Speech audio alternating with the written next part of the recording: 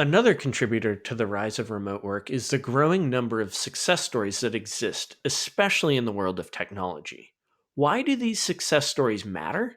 Well, there's a couple factors I see. The first is that the success stories make remote work feel approachable for early stage companies. There's a body of work and a playbook for how to lead and manage a team.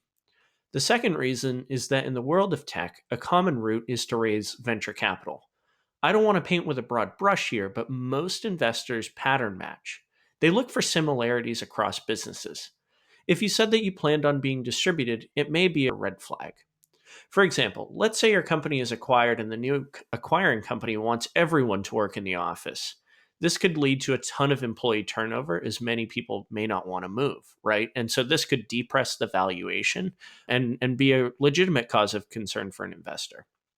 Quite frankly, I still think this may be an issue for some investors, but it's being minimized as the success stories of these distributed companies continue to unfold.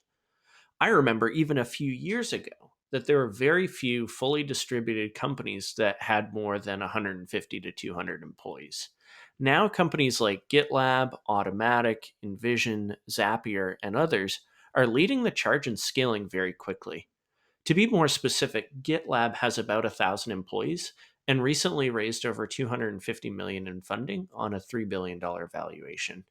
Envision has something like 1,200 employees and raised 115 million last year.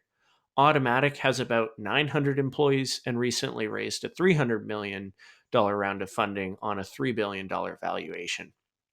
Here's another key point about these companies that are scaling and leading the charge. They love to share stories and document what they learn along the way. I recommend checking out GitLab's handbook, for example. It has something like 3,000 pages and documents in detail how they operate as a distributed team. They aren't the only one. Zapier has created a comprehensive guide on their learnings. Automatic has a podcast on being a distributed company. The list goes on and on. Once again, these success stories make remote work feel more approachable and maybe even a normal way to grow and scale a company.